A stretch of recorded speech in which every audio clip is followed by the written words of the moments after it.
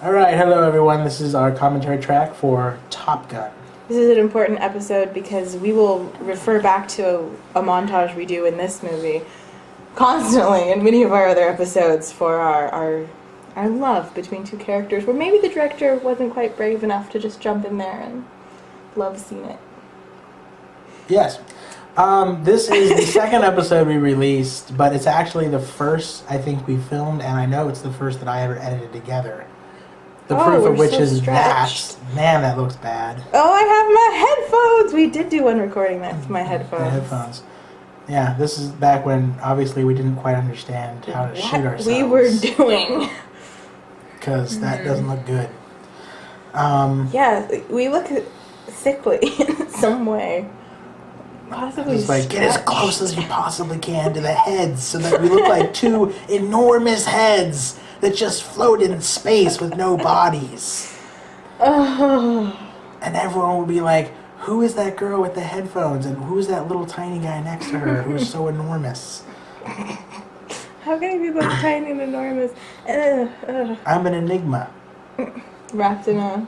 Yes. Okay. Oh my god. Ah! It's pointing at me. Why did Beowulf just like slip in? Oh, because it's the worst movie ever. So, yeah, in addition to the fact that this was the first favorite. video Oh my god! we filmed. Are we referencing everything awesome and amazing? Yes. It was also the first video that I edited, as I said, and I had to edit it twice. Because I did it once. You failed. And it was really bad, and I had to do it again. Yeah. And we also shot it twice because someone was so displeased with our performance, we did another take of everything. Admittedly, okay. Although we still look like nerds. We're supposed to look like nerds. Well, that's true. The first go at this, it was some dog poo. Well, that's true. So I think the second go improved, but did not. We look like we're in a tanning bed. I think that's when we had like the little lamp spotting us from the side or something. This guy is So bald. bald. Look at that. You could just Like, normally I don't, like, make fun of people just for being bald, but this guy somehow manages to go beyond just normal baldness. Almost, like you I'm almost gonna polish it imagine with a cloth. that he's, like, bald from his shoulders up somehow. Like, that's somehow the way you envision it. Wow, no, that's not how I envisioned it. It's the same guy from Masters of the Universe, for anyone, if anyone cares. Another good reference point. This one. Joke I shouldn't have made. Well, this references my point that I was not involved in the Ratchets, joking. Roughnecks. The joking of this one. You've still never seen this I've never movie, seen this movie. Which, admittedly, So the videos get a lot funnier once she starts being involved in writing jokes.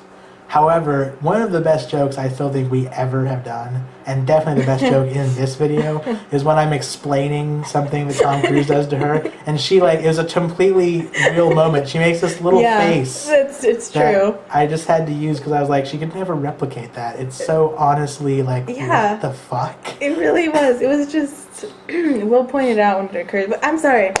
Val, just bottle that and sell it as like an aphrodisiac, you know? Val Kilmer, one of the few guys who I... Kilmer. Kilmer. Sorry, I can't pronounce his name. But he is one of the few guys who I am not afraid to say I think is very attractive. He's on your list. My list? Like, you know, the list of guys you do. No, I didn't say that. I just said that I think he's good looking. I don't have a list of guys I would do. Really? You should make one. I think it's important for your development. Okay, I'll get to that. And I'm sorry, really, that's what she wears to go talk to like a bunch of pilots? It just seems unprofessional and hokey and made up and pisses me off as a girl. Is she like supposed to work for the CIA or something?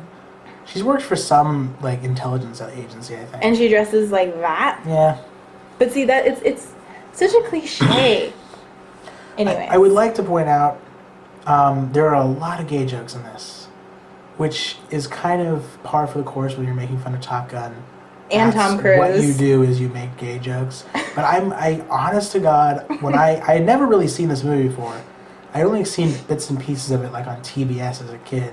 When I came in watching it, I was really determined not to make a bunch of gay jokes. I remember he's like, I'm gonna go watch Top Gun. I'm not gonna make any gay jokes. It's like, and I was not like, my thing. And I was like, I really think that's just, it's, it's sort of a myth, It's sort of exaggerated. Sure, there are probably some funny gay moments in it, but I really didn't expect the movie to be all that gay. I thought it was kind of just, a reputation that was somewhat unfounded. Yeah. Like maybe there's one moment it just kind of got, extended But throughout. there really is a surprising amount of gayness in this movie. It's kind of ridiculous. And it's extreme. it's, you know what it is? It's fabulous.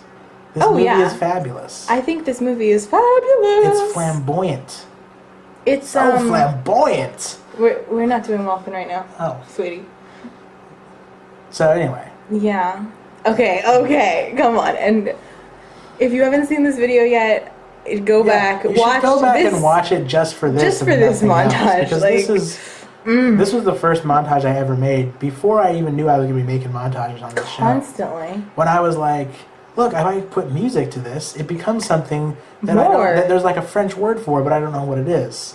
What? And then it was like, that was funny. And I was like, oh, well, I'll just do that from now on and nothing else. And then pelvic thrust out of nowhere.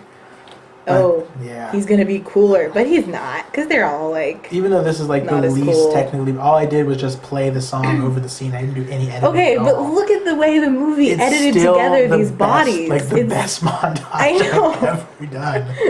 We didn't need to do any editing. It was just so delicious. What am I doing? Oh, is this? Yeah. This is what you explained to me.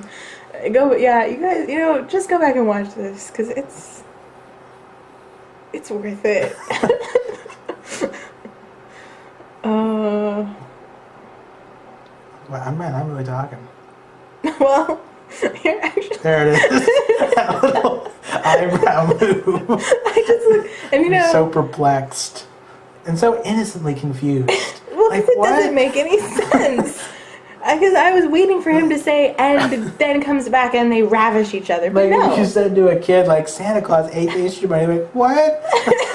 Like, that's what you look like you're saying. Why do you always have to bring in Santa Claus and the Easter Bunny? Oh, my God. What is she doing with her body? And then the one thing in this movie that isn't gay, in fact, the one thing that is completely devoid of any sexuality whatsoever is Meg Ryan. And she just... Who wriggles. Manages to be so repulsive in this film, even though she's only in it for a few minutes. And the wriggling. Man. Like, honestly, I think Meg Ryan is in the film specifically to, like, at this point in the movie, it's like, the male members of the audience should be questioning whether they ever really need women. And then Meg Ryan shows up and you're like, no, I don't. I don't ever need that again. It's frightening. I'll make it go away. Bring back Goose. Oh, Goose is dead. Yeah, we just missed. This is where the bonding truly begins between our two. Okay, the most beautiful person in the world and the guy with the teeth, who's kind of creepy. Yeah, this scene wasn't in the first edit of the video. I added it when I had to do a second version of it, and it's worth having to go through the pain of doing this video twice just for this moment. I know. He's feeling the tension after last night and what they did, but he doesn't know how to bring their personal look on life. His face, like. Oh, he has to be. It's hard to bring your personal life into the workplace sometimes. And it's an awkward boundary to cross, and yeah. Oh, well. Oh, look, planes. This movie has a lot of that. A lot of planes. This movie really is like weird, sort of erotic, but not really erotic scenes. Some gay, some not, but mostly gay. And then planes flying. I imagine that... And you kind of started to fall asleep after a while. If you just, instead of saying, and then planes flying, you just said, and then cattle rustling, I think that you'd be describing Brokeback Mountain. pretty carefully. I have not seen Brokeback Mountain. Neither have I, but I have a feeling you might be right. I have this feeling. I kind of doubt that Brokeback Mountain has as much gayness as this movie. Yeah, didn't everyone say it was kind of not? Is there ever a scene in Brokeback Mountain where like 6 really muscular guys take off their shirts, coat themselves in canola oil, and then play volleyball? I don't think so. I mean, maybe, but it wasn't in the previews. How many movies can say that they have that? I hate that they cut away from Tom Skerritt or whoever that was talking to this some random dude looking at you with sunglasses. And like that's how the scene ends, where I cut it. Who is that? Starship Troopers again. Oh my goodness. hiding his baldness under his hat. It's not working. It's just escaping from behind the ears and stuff. You can tell. I mean, look at that. Look at that shine. That is Barryman proportions of baldness. You know, you're right. He does definitely have a Barrymanosity. It's, oh, the tears of a clown with giant teeth. You know, he should play the clown It. That's a weird... I'm sorry, I'm just... okay. That's Can't you see? Switch. Like, the teeth. He has clown teeth. Like, scary clown teeth. I don't know. I don't really think he'd be very scary. Well, maybe he would, actually. He's scary when he's not trying to be. He's scary when he's talking about how much he loves his girlfriend, wife, cousin, honestly, person. We rip on Tom Cruise a lot in this, and he deserves it. But I actually think Tom Cruise is a pretty good actor when he wants to be. Most of his films don't call for much, but there are a few films of his where he does a really good job. One of the best, oddly, was Tropic Thunder, where he was really good, even though he was only in it for a few minutes. He was in Tropic Thunder? Yeah, he was right. the weird bald guy. That's right. He was good in that. And that was one of those roles where in the theater I just sat there like, is that Tom Cruise? That can't be Tom Cruise. Well, okay, you're right. It looks like Tom Cruise. No, it's not. He can pull out some acting, you know, like he just rips it out of his soul or something, but he doesn't usually. Yeah. He was decent in Last Samurai, too. If that movie hadn't been so cliched and boring, it would have probably been pretty good. The Last Samurai? Yeah. With the big dude? Big dude? Like, who's the other guy in it? I don't know. Oh. Anyways, this is probably boring for them.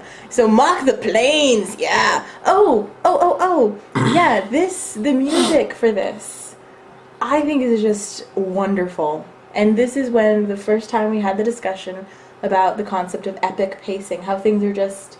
Yeah. Like, there is a way to time sense things of epic timing, yeah. that just makes it epic. This is different because I actually edited this together so that it would go over the whole course of the fight. But if you watch this movie and you take the Moody Blues song Higher and Higher, right? Mm-hmm. Is this song that's playing. Yeah. And you start the song at the exact moment that I start the song, when Tom Cruise's eyes go up when he hears, like Launch Maverick or whatever, and he like looks up. The song like builds in perfect timing with his flight, his taking off and escalating in through like the layers of clouds. And like I said, I chopped the scene up so that the song would last for the entire fight scene. But yeah, I think that's true, the epic timing thing. And then of course making gay jokes with airplanes. That comes look into at it as well. them! Like, come on! Ooh, they're flying in tandem. I mean, in a different setting, that has to be a reference to some position, some intersplaining of bodies. We managed to get 2 jokes in this video in which we compared dogfighting with jets to like sexual positions. Hey. I don't know if anyone else can make that claim that they made 2 jokes like that in under 16 minutes. But we did it. Well, maybe anyone else who has watched Top Gun. Anyone else who's watched Top Gun. Like, let's not oversell ourselves. Yes, we're genius, brilliant mad scientists, but we might also just be run-of-the-mill jerks. Yeah, you look like you're sitting at an angle. I think I probably am. At an angle and then at another angle. I feel like I'm sitting with my legs turned one way, my upper body turned the other, and then my head kind of back towards my legs at the camera. Yeah. And probably leaning against you. Trying to like squeeze yourself into the frame for my direction of make sure the heads are enormous. Nothing but our giant heads. Our giant heads are what make this, you know. And you know, this movie is... And the headphones aren't even noticeable. I told you I needed like the big shocker headphones, you know, the anime steampunk headphones. You know, if you want those headphones, you can go get them. Yeah, I can, but they were promised to me and someone didn't buy them and I'm bitter. Hot Shots is better. Okay. Ferret! Oh, and the rating. I gave this movie a B. Arthur, and I've always sort of, because this is maybe the most mainstream, famous movie we've made. Where am I going? We've done. I continue to use that, like, Top Gun is B. Arthur as sort of like what is the word? Watermark for all the other videos. No, it's not the word. No? Just keep talking, you're almost through. Measuring stick or something.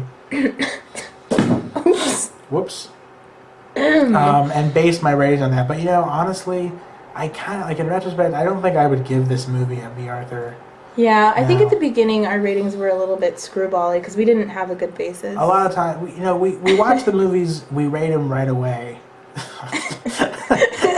We repeat that. Thank you. Yeah. And then sometimes I change. I think I would probably give it lower, like maybe a Yeah. Skeletor Attack, or maybe even an All Right. I definitely could see giving it that now. Having never seen it, I don't know why I gave it what I did, but But anyway, thank you for watching, and good night.